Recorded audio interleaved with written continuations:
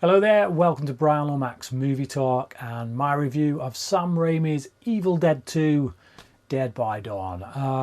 So this is the first sequel to The Evil Dead. It's not really a sequel so much as it is a remake. Which I kind of was sort of expecting, but from what I'd heard, it was kind of a bit of both, but it's not really. It is basically just a remake. It's a lot funnier than the first one, and that's not necessarily a good thing, I don't think. Don't get me wrong, I liked this film, I will say that right up front.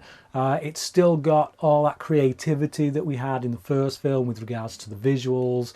I think Bruce Campbell gets pushed a lot further in this to do things that may physically harm him, and he's a good sport about it, it must be said. Some of these scenes in which he throws himself about, one scene in a kitchen as well where he just tosses himself over and falls on his back. It's done in a wide. You can tell it's him. You know, he basically should have been paid for both acting and stuntman salaries in this.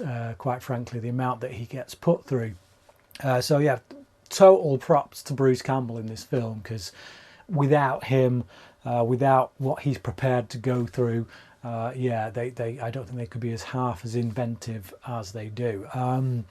Like I say, the visuals, again, really inventive. Some very humorous stuff, particularly involving the severed hand that kind of stays alive, like a possessed hand. Again, the way they do some of the stuff, the way they hide, the fact that there's an arm underneath and this, that and the other. It's very creative. It's often funny.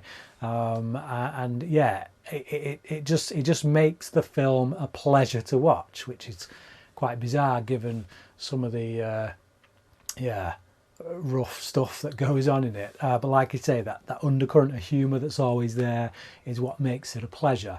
What I will say is that for me, it gets into the excess, shall we say, just a little bit too quickly. And I think that's probably what most people like about the film.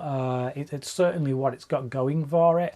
But for me, there's no build-up. There's no character development. I'm aware that you probably don't come to a film like this for character development.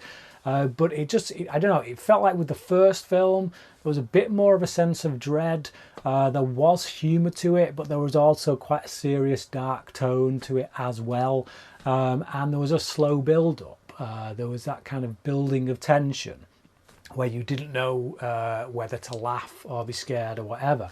Whereas here, you know exactly where to sit. This is about comedy, this is about ridiculousness, insanity, and you know that's okay too. So I think when it comes to grading this film, it's not so much this is it's not that it's worse than the first film. It's not that the first film was a better film. I think it comes down to preference. And I think if you're of the disposition where you like zaniness, you prefer the humour side of things, then you'll probably be more an Evil Dead 2 person. If you like a bit more of a slow build, a bit more tension, a bit more eeriness about it, then I think you will probably like the first one better.